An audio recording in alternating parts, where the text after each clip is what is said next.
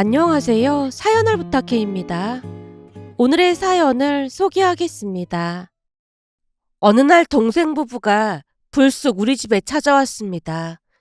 거실로 들어서자마자 바쁘게 시선을 옮기며 탄성을 연발했어요. 언니, 집이 진짜 끝내준다. 이렇게 으리으리한 집은 태어나서 처음 봐. 진짜 너무 좋네.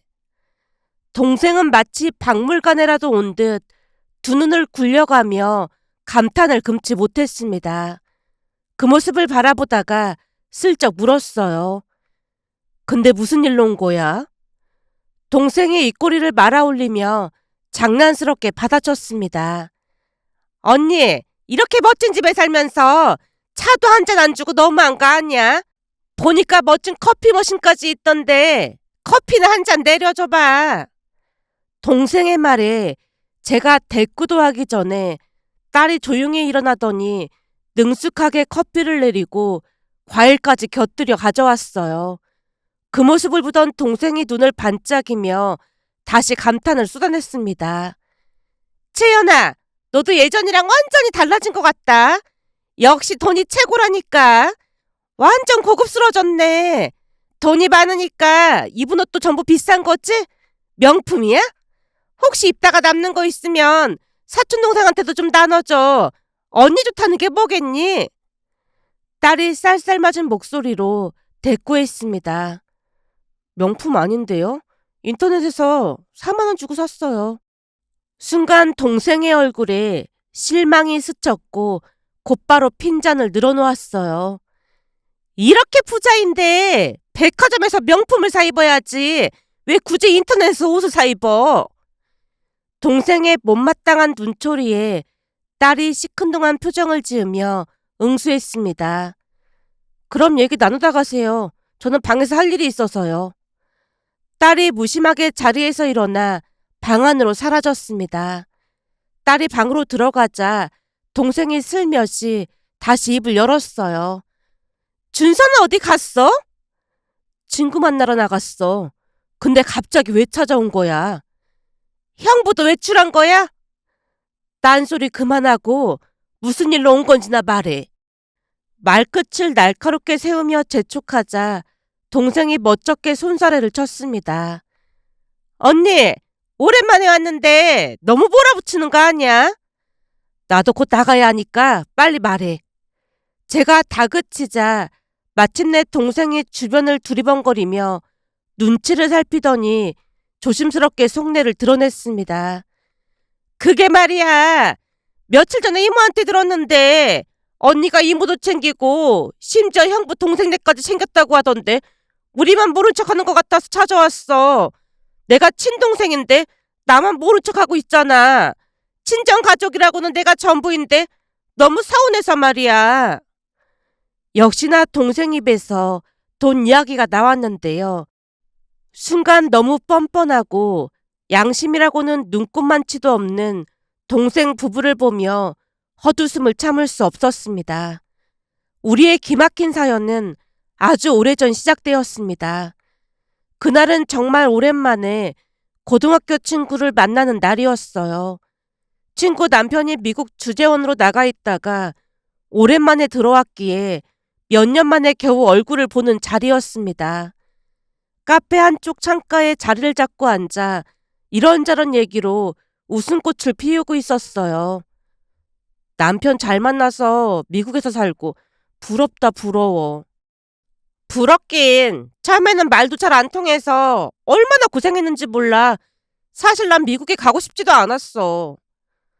난 지금껏 살면서 미국 한 번도 가본 적 없는데 그냥 다 부럽다. 수경이와는 고등학교 동창으로 절친 사이였는데 얼굴도 예쁘고 공부도 잘했던 수경이는 대학을 졸업하고 명문대 컴퓨터공학과를 나와서 대기업에 다니는 남편을 만나 여유롭게 살고 있었어요. 그에 비해 우리는 늘 돈에 쪼들리며 살았고요. 그날도 오랜만에 만난 수경이는 저와는 다르게 얼굴에서 빛이 났기에 부러운 마음이 가득했습니다. 하지만 워낙 마음이 착한 친구다 보니 질투심이 생기거나 그렇진 않았어요. 그날도 우리 부부 선물뿐만 아니라 애들 선물까지 챙겨온 모습에 큰 감동을 받았으니까요. 한동안 시간 가는 줄 모르고 이런저런 대화를 나누던 중 수경이가 갑자기 뜬금없는 말을 꺼냈습니다. 참, 성자야, 너 혹시 땡땡 코인이라고 들어봤어? 코인? 그게 뭐야? 처음 들어봤는데? 고개를 갸웃거리며 되물었더니 수경이가 웃으며 말을 이어갔습니다. 사실은 나도 잘 몰랐거든. 너도 알다시피 우리 남편이 컴퓨터 공학과를 나왔잖아. 근데 얼마 전에 컴퓨터로 무슨 코인을 채굴한다나 뭐 그러더라고.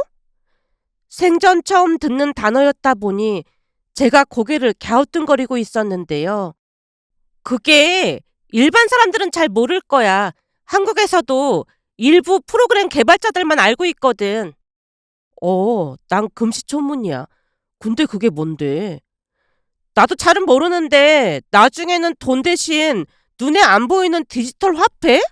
암튼 그런 걸 사용하는 시대가 올 거래. 뭐? 디지털 화폐? 화폐면 화폐지. 디지털 화폐는 또 뭐야? 제가 어리둥절한 표정을 짓자 친구가 고개를 끄덕이며 덧붙였습니다. 나도 처음에는 너랑 같은 표정을 지었거든. 근데 남편 말로는 그걸 컴퓨터로 채굴을 한다나 뭐래나 그러는데 채굴하면 코인 한 개당 100원 정도 한대. 근데 나중에는 그 100원이 만 원이 될 수도 있다고 하더라고. 100원이 만 원이 된다고? 말도 안 돼. 세상에 그런 게 어딨어. 도무지 이해가 되지 않아 계속 고개를 갸우뚱거리고 있었는데요. 수경이의 표정이 아주 진지해 보였습니다. 나도 남편한테 코인 채굴하는 방법을 배웠는데 나 다시 미국 가기 전에 내가 알려줄게. 혹시 알아? 나중에 나한테 고마울 일이 생길지. 내가 살아보니 인생은 운칠기삼이라고 운이 참 중요하더라고. 수경이 말을 듣고 이상하게도 호기심이 꿈틀거리기 시작했습니다. 다른 사람도 아니고 수경이 남편 입에서 나온 말이다 보니 왠지 믿음이 갔으니까요. 돈 들여서 사업하는 것도 아닌데 그럼 취미 삼아 한번 나도 해볼까? 그래, 그냥 재미로 너도 한번 해봐. 그날 우리는 한참 동안 수다를 떨다 밤 늦게야 집에 돌아갔습니다. 하지만 며칠이 지나도록 코인이라는 것에 대해 까마득하게 잊고 지냈는데요. 수경이가 미국으로 돌아가기 전 우리 집에 초대해서 같이 밥을 먹었습니다. 그때 다시 한번 코인 이야기를 꺼내는 게 아니겠어요. 결국 수경이가 코인을 채굴하는 방법을 자세히 알려줬고 저는 시키는 대로 코인을 채굴할 수 있었습니다. 오래전 일이다 보니 기억이 가물가물한데요. 그렇게 어렵지 않았던 걸로 기억이 납니다. 수경이가 반드시 USB에 저장하라는 당부를 했기에 USB에 보관했던 기억은 확실히 난답니다. 그런데 일이 잘 풀리려고 그랬던 것인지 이상하게 그때 당시 남편도 재미있어하고 흥미로워했어요. 하지만 그 뒤로 우리 인생에 거친 파도가 휘몰아쳤습니다. 코인이란 단어는 머릿속에서 완전히 지워졌고 기억 저편으로 밀려나 있었어요. 그도 그럴 수밖에 없었던 것이 마치 누군가 악의적으로 저주라도 퍼붓듯 좋지 않은 일들이 연달아 우리를 덮쳤습니다. 가장 먼저 찾아온 시련은 시어머님이었습니다. 총명하시기로 소문나셨던 분이었는데 믿기 힘든 치매 판정을 받으셨어요. 그날 이후 시어머님은 우리 집에서 함께 지내게 되었고 남편은 바쁜 회사 일 때문에 시간을 낼 수 없다 보니 모든 간병은 온전히 제 몫이었습니다. 물론 동서와 서방님이 오며 가며 도움을 줬지만 둘 다 맞벌이를 하다 보니 종일 제가 간병을 할 수밖에 없었어요. 긴 시간 동안 시어머님을 돌보며 지친 마음을 애써 다독였지만 몇 년 후 시어머님께서 조용히 눈을 감으셨습니다.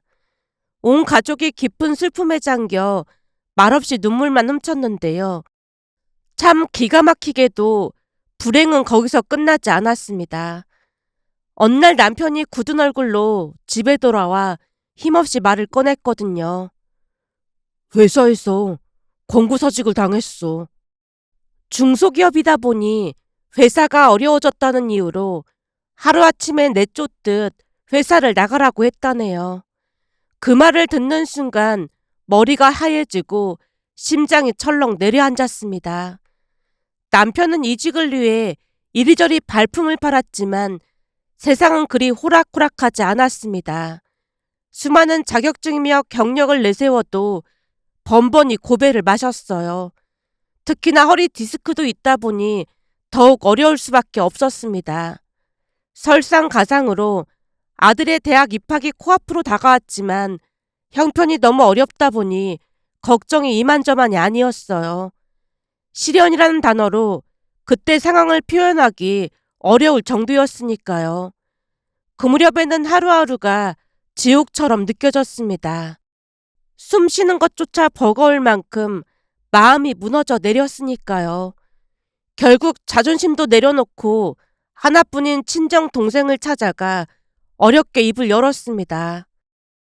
영자야, 언니가 웬만하면 이런 부탁 안 하려고 했는데 준서 대학 등록금 좀 빌려줄 수 있겠어? 형편 좀 나아지면 꼭 갚을게. 떨리는 목소리로 간신히 말을 꺼냈지만 동생의 대답은 너무도 차가웠어요. 언니, 가족일수록 동거래는 하면 안 되는 거야. 물론 나도 잘 알고 있지. 그치만 너무 급해서 그래. 빌려주면 내가 이래서 매달 갚을게. 간절하게 호소했지만 동생이 고개를 절레절레 저으며 딱 잘라 말했습니다. 등록금이 한두 푼 하는 것도 아니고 언니가 그걸 어떻게 갚겠어. 형부도 일자리가 변변찮다며 누가 봐도 갚을 수 있는 상황이 아니잖아. 괜히 돈 빌려줬다가 우리 관계가 틀어지기밖에 더 하겠어. 내가 무슨 수를 써서라도 갚을게. 제발 부탁 좀 하자. 절박한 목소리로 매달렸지만 동생은 단호하기만 했습니다. 언니, 미안해. 난 가족 간에 동거래하고 싶지 않아. 그리고 준서도 생각이라는 게 있으면 대학 포기해야 하는 거 아니야? 지금 이 와중에 대학이 문제야? 생각이란 게 있으면 바로 취업을 해야지. 암튼 돈은 못 빌려주겠고 대신 과일이나 좀 싸줄게. 동생이 급하게 비닐봉지에 과일을 담더니 제 등을 떠밀듯 밀어냈습니다. 그랬으니 더는 말을 꺼낼 수조차 없었어요. 그렇게 허탈한 발걸음으로 집으로 돌아왔는데요. 집에 돌아와 봉지 속 과일을 꺼내던 순간 숨이 턱 막혔습니다. 귤에는 하얗게 곰팡이가 피어 있었고 사과는 군데군데 썩어 문드러져 있었거든요. 피를 나눈 자매가 어떻게 이럴 수가 있나 싶어 가슴이 무너져 내렸습니다. 참았던 눈물이 번물 터지듯 쏟아졌고 결국 바닥에 주저앉아 대성통곡하고 말았어요. 사실 동생은 넉넉하게 사는 편이었기에 매몰찬 모습에 더더욱 서러움이 몰려왔습니다. 그렇게 깊은 고민에 빠져 허덕이던 어느 날 뜻밖에도 동서가 우리 집을 찾아왔는데요. 초조함이 가득한 저를 보며 동서가 조심스럽게 말을 건넸어요. 형님, 준서 대학 등록금 마련하셨어요? 어? 그렇잖아도 지금 그것 때문에 고민이 많네. 나도 식당 같은 데서 간간히 일하고 있는데 큰 도움이 안 되네. 제 대답이 끝나기도 전에 동서가 품 안에서 하얀 봉투를 꺼내더니 내밀었습니다. 형님, 이거 받으세요. 순간 얼떨떨해서 봉투를 바라보다 다시 물었습니다. 동서, 이게 뭐야?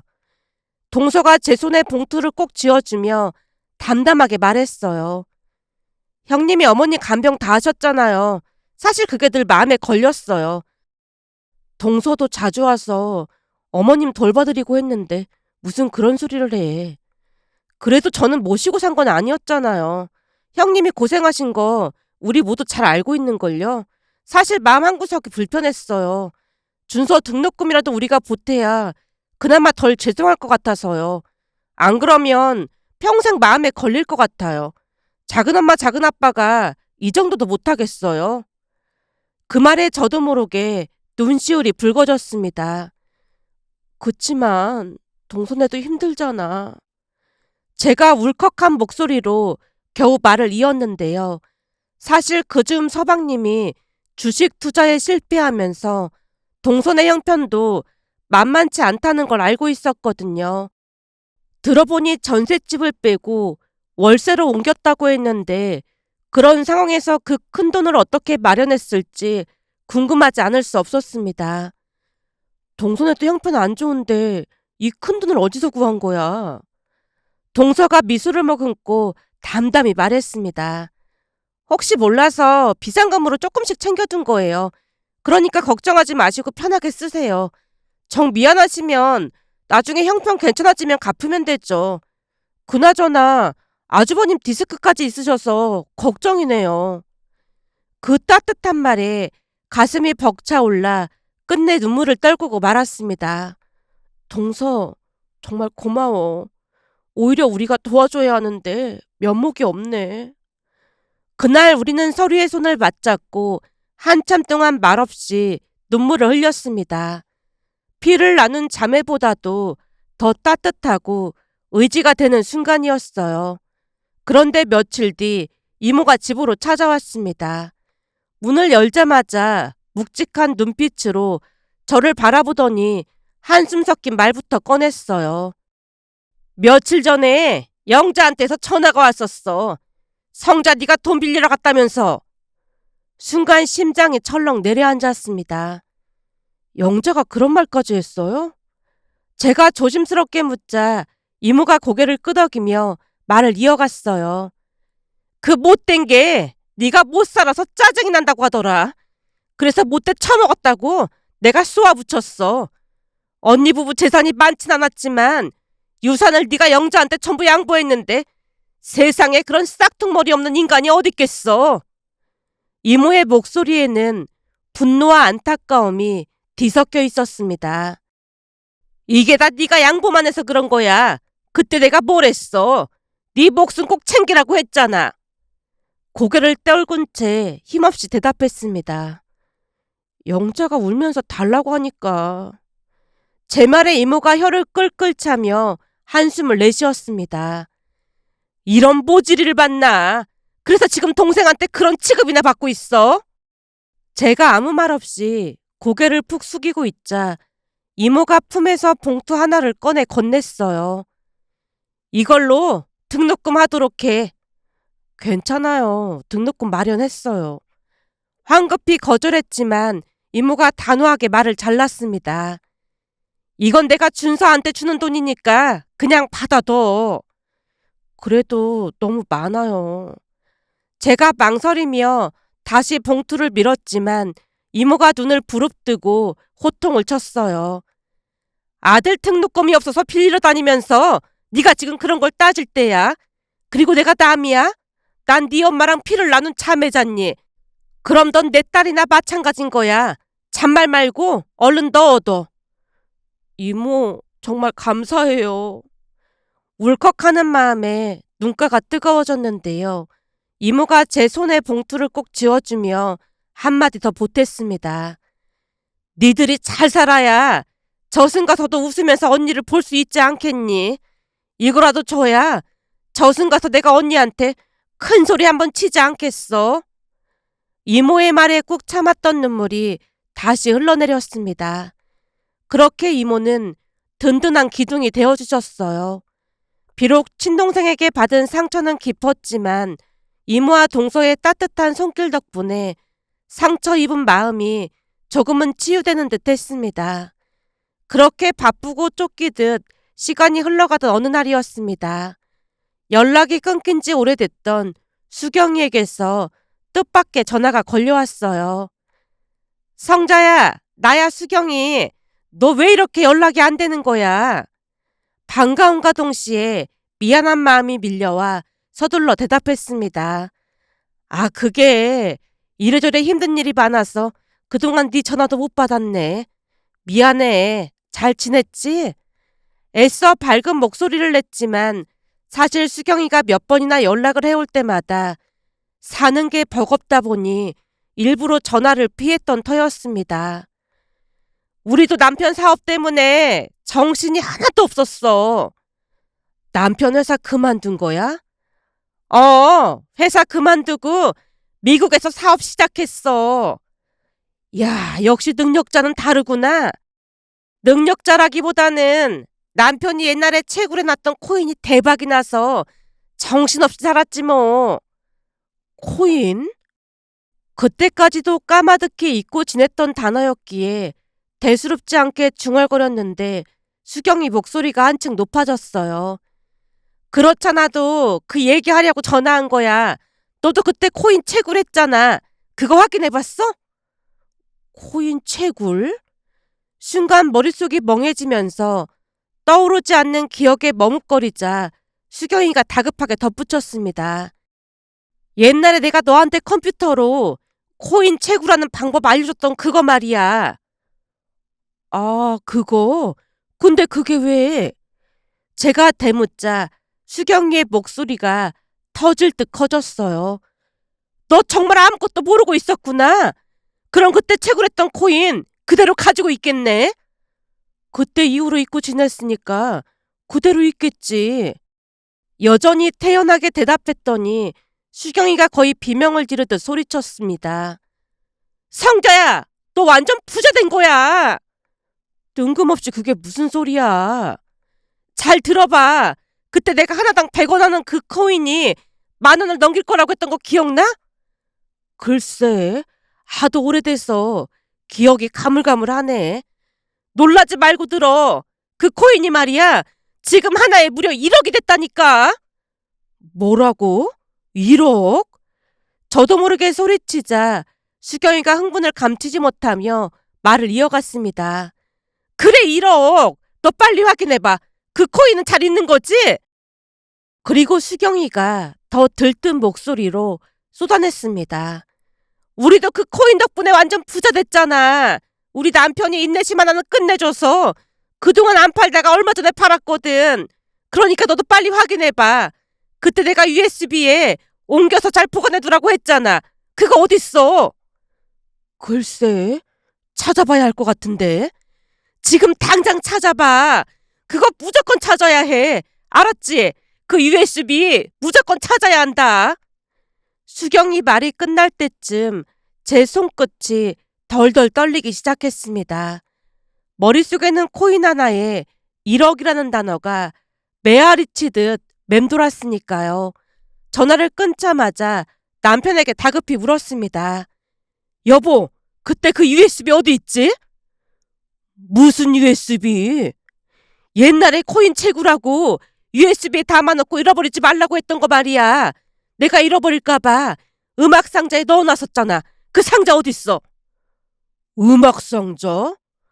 아, 그거 어머니 댁에 있을 거야. 어머니 돌아가시고 나서 짐 정리하면서 거기다 다 옮겼잖아. 버리진 않았으니까 어딘가에 있을 거야. 그럼 지금 당장 내려가야 해. 뭐? 지금 당장 내려가다니? 본가로 가야 한다고. 수경이 말로는 그때 채굴했던 코인이 비트코인인데 하나에 1억이 넘는다고 했단 말이야. 뭐? 비트코인? 당신 혹시 뭐 잘못 먹었어?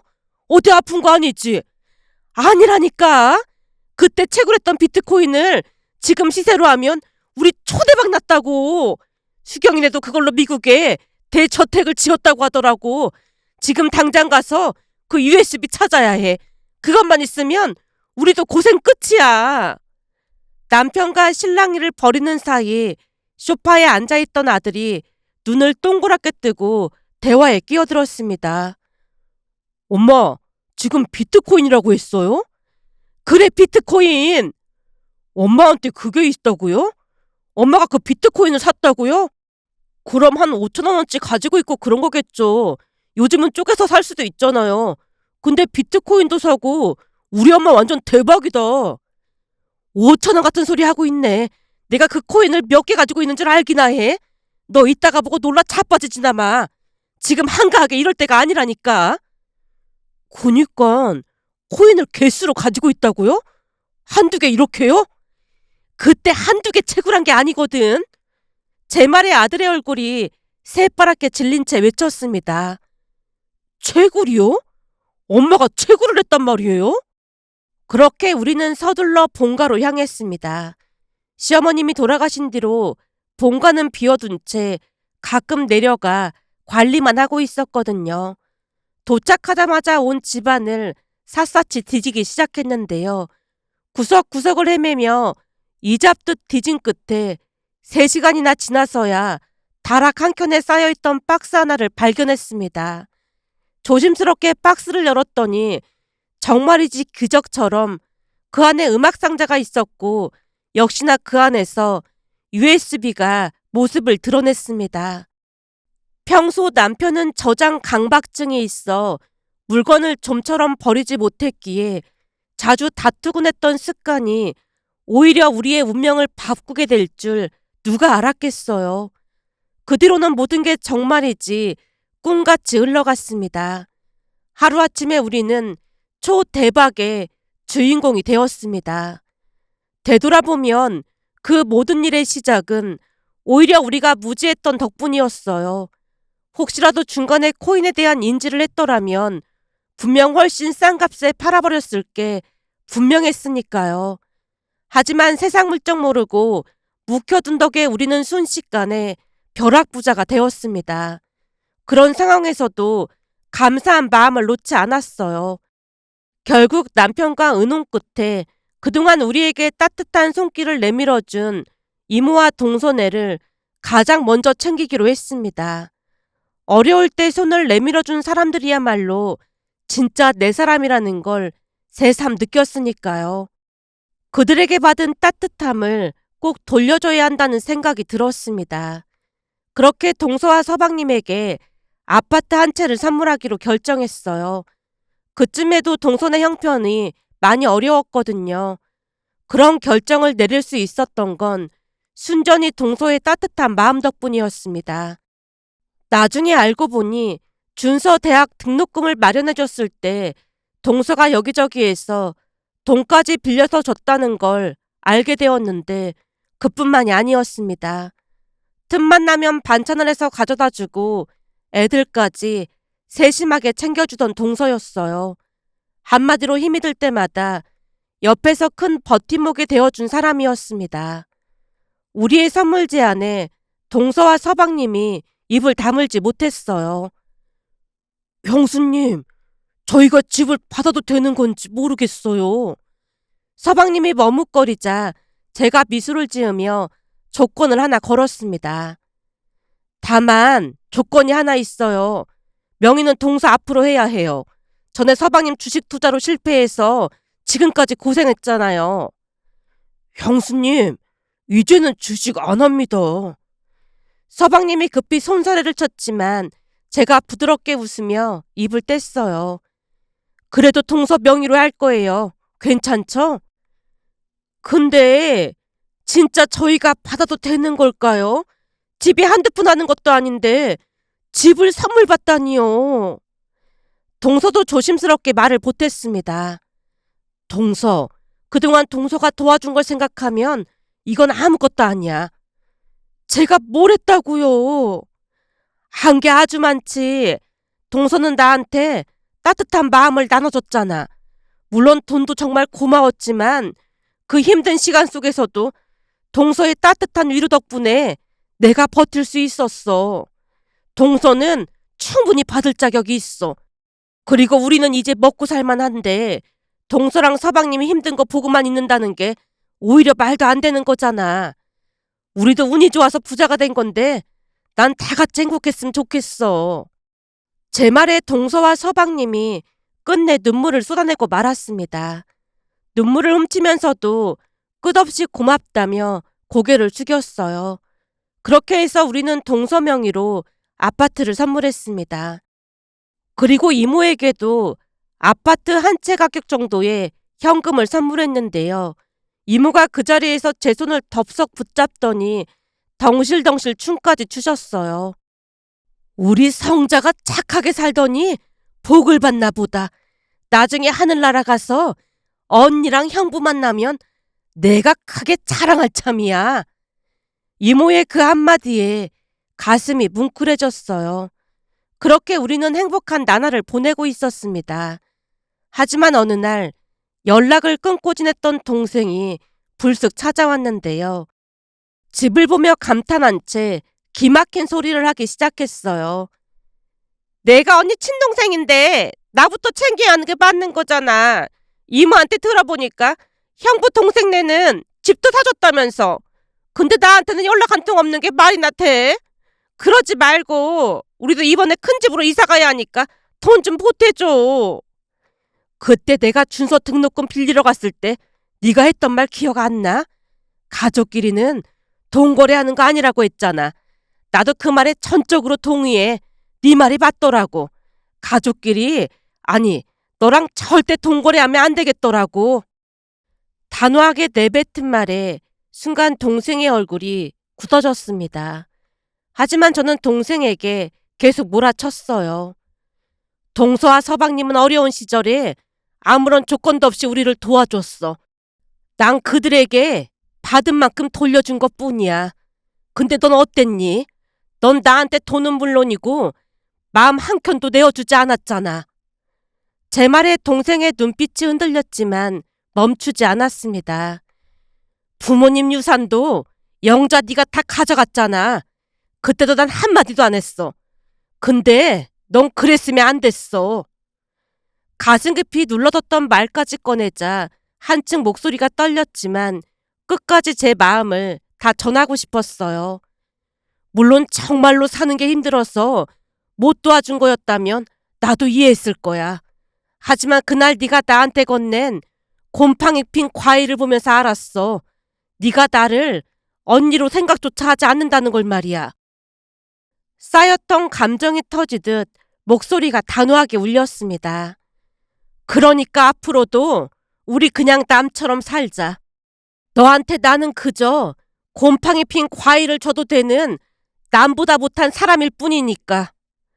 제 말이 끝나기가 무섭게 동생이 울먹이며 변명을 늘어놓았는데요. 그 와중에도 그깟 과일 때문에 이럴 수가 있냐는 말을 하는 게 아니겠어요. 결국 예전에 동생이 제 등을 떠밀며 집 밖으로 내보냈던 것처럼 이번에는 제가 동생의 등을 떠밀어 문 밖으로 내보냈습니다. 문이 닫히고 나서도 한참 동안 묵직한 여운이 가슴속에 맴돌았는데요. 문득 그런 생각이 들었어요. 만약 그날 동생이 미안하다고 한마디만 했더라면, 만약 그날 곰팡이 핀 과일이 아니라 깨끗한 과일 하나라도 건네면서 미안한 마음을 전했다면 아마도 이렇게까지 원망하지는 않았을 텐데 하고 말이죠. 하지만 결국 동생과의 인연은 거기까지였습니다.